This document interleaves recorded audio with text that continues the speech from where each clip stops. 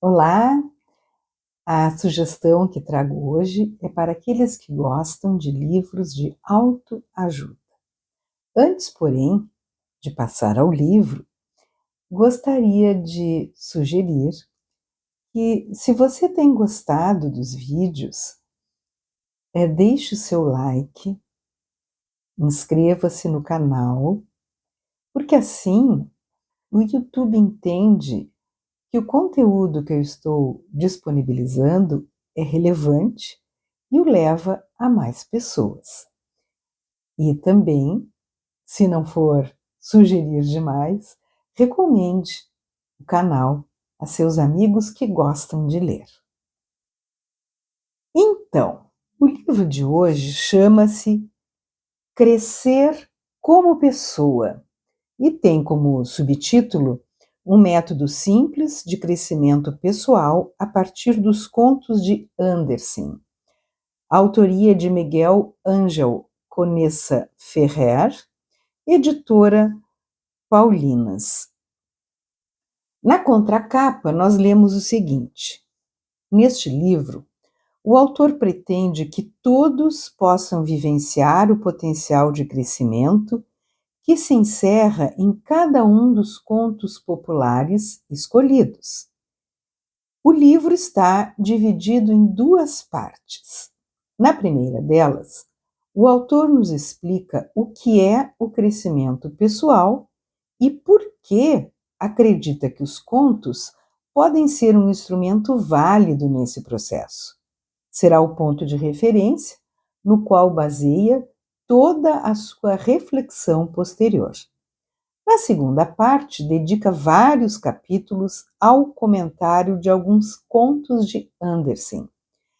Cada capítulo está centrado em um conto popular e se divide em 3 itens: o conto de Andersen, que ele reproduz, a reflexão pessoal, que o autor faz a partir do conto reproduzido, e exercícios e comentários que favoreçam a reflexão. O autor nos diz no início do livro que ele sempre gostou muito de contos populares desde criança, gostava de ouvi-los quando não sabia ler, depois gostava de lê-los e continuou gostando deles já na idade adulta. Ele é um terapeuta e ele usa os contos no tratamento dos seus pacientes. Ora, usar os contos de fadas ou contos populares de antigamente como uma forma de auxiliar no tratamento de pacientes com problemas existenciais, emocionais, não é novidade. De há muito já se usa isso e tem um livro que eu acho primoroso sobre esse assunto, que é A Psicanálise dos Contos de Fadas, de Bruno Bettelheim. Conheço, inclusive, aqui em Porto Alegre, um psiquiatra, psicanalista, que trata crianças e adolescentes também com o auxílio desses contos maravilhosos. Mas vamos a este livro especificamente. Na primeira parte, ele vai nos dizer, em primeiro lugar, o que ele entende por crescimento pessoal. E ele diz assim: é um processo que nos leva a desenvolver ao máximo nossas potencialidades. Depois ele fala um pouco mais sobre isso e aí ele chega nos contos e diz assim: os contos têm um nível manifesto e um conteúdo profundo. À margem da psicanálise, de onde tomamos emprestado esses conceitos, e à margem da interpretação que a psicanálise faz dos contos, que é bem diferente daquela que eu proponho, esses conceitos podem ser úteis enquanto se referem ao aspecto exterior do conto, seu nível lúdico e a mensagem profunda que transmitem. No nível manifesto, vemos que os contos entretêm ou estão orientados para entreter. Passamos um tempo agradável lendo-os ou ouvindo outra pessoa contá-los. Tranquilizamos as crianças contando-lhes histórias. Quanto ao conteúdo profundo, percebemos que os contos encerram em si verdades fundamentais e conflitos humanos básicos. Reúnem em forma de narrativa aspectos essenciais de nossa vida. Andersen é um autor que foi capaz de reunir, em forma de relatos, as tendências mais habituais das pessoas, suas dúvidas e suas frustrações. Somente as pessoas privilegiadas têm capacidade de reunir, num texto, a própria vida.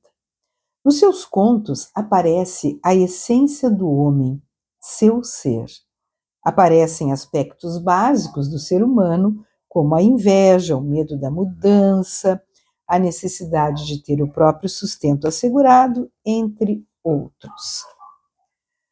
Depois ele vai discorrendo ainda sobre por que os contos são por ele utilizados, por que ele os entende importantes. E aí, então, ele começa a segunda parte do livro, que é aquela em que ele vai falar sobre contos específicos. Nessa parte, deixe-me achar aqui, nessa parte, ele traz os seguintes contos: O Patinho Feio, O Boneco de Neve, A Pastora e o Limpador de Chaminés, O Escaravelho, O Intrépido Soldadinho de Chumbo, A Princesa e a Ervilha, As Roupas Novas do Imperador e O Duende e o Vendeiro. Como já disse no início, em primeiro lugar, ele nos coloca o conto. E o conto, ele, em geral, é bem maior e com informações a mais daquelas que encontramos nas histórias que nós conhecemos, que nem sempre são fiéis à sua origem. Ele começa com O Patinho Feio e o título do capítulo é Patinho Feio ou Pequeno Cisne?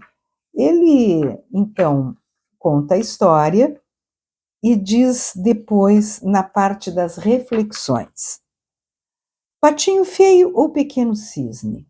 Talvez o problema do patinho feio consistisse em que ninguém lhe dissera que ele não era um pato, ainda que fosse feio. Era simplesmente um pequeno cisne. A história parece familiar? Alguém que é tratado de determinada maneira que não lhe corresponde e que acaba por comportar-se dessa maneira. Sancho Pança, rei da ilha Barataria, acabou acreditando nisso. O menino mau, que é assim de tanto ter ouvido dizerem isso dele. Ou um pato que não é pato, mas que não sabe que é cisne. Nós temos muito de patinho feio. Talvez você e eu também sejamos cisnes e nos confundem com patos. Ninguém se converte em patinho feio se não há alguém que manifeste sua feiura. Muito do que somos o devemos ao que dizem que somos. Grande parte de nossa identidade é formada a partir das opiniões dos outros a nosso respeito. Somos seres sociáveis que necessitam sentir-se parte de um grupo. A opinião desse grupo passa a ser fundamental. É muito importante que não haja divergências entre o que a maioria crê e o que eu penso. E ele continua com outras reflexões, e aí ele passa para a terceira parte, que são uns exercícios. Mas antes disso, no fechamento das suas reflexões, ele diz assim: ser cisne não é melhor do que ser pato. Se você é um pato, seja um bom pato, alegre-se de ser pato, seja o melhor pato. Mas não deixe que o engane. Se você é cisne, que não o chamem de pato. O que importa verdadeiramente é ser em plenitude o que cada um é e viver de acordo com a própria realidade. Nos exercícios, ele diz assim: as mensagens recebidas na infância de nossos pais ou de pessoas importantes no nosso ambiente influem muito em nossa forma atual de ser. Qualquer passo dado no sentido de reconhecer esses condicionamentos reverterá em nosso benefício. Procure, pois, um lugar isolado, sente-se em silêncio e relaxe. Tente deixar a mente livre de pensamentos e concentre-se no que seu corpo inteiro sente neste momento. Procure lembrar o que seus pais lhe diziam quando você era pequeno ou o que comentavam entre si a seu respeito. E aí ele inicia algumas frases, por exemplo: você é, você nunca, o caso é que você sempre, esta criança. Até que ponto isso influencia a sua vida atualmente? Você ainda se sente assim? Você se identifica com essas mensagens recebidas? Aí ele faz um quadro que ele diz assim: durante esse tempo você deve ficar muito atento para descobrir se suas reações, pensamentos ou modo de sentir são iguais aos que as pessoas que influenciaram sua infância lhe disseram. Talvez o quadro abaixo o ajude. Aí ele faz um quadro dividido em 3 colunas. Na primeira, como agia? Que atitudes suas deram origem ao rótulo? Na do meio, o que me diziam? É importante detectar o que lhe diziam, identificar o rótulo. E na última, qual é minha atitude hoje? Em que atitudes atuais ainda me sinto assim e que me trazem à lembrança essa qualificação? E assim ele vai apresentando uma série de perguntas para as pessoas irem pensando nelas mesmas. Essa é a parte, digamos assim, do pato. Na parte do cisne, ele pergunta: quando foi que você se sentiu cisne? Em algum momento da sua vida houve alguém que lhe dissesse que você era mais do que acreditava ser? Tente se lembrar e anote. E assim ele vai no livro todo falando desses contos que eu enunciei no início, fazendo as suas reflexões e apresentando os exercícios para que a pessoa entre num processo de autoconhecimento. Portanto, para aqueles que gostam de livros de autoajuda, fica aqui a sugestão do livro Crescer como Pessoa, editora Paulinas, de Miguel Ángel Conesa Ferrer. Boa leitura, boa reflexão.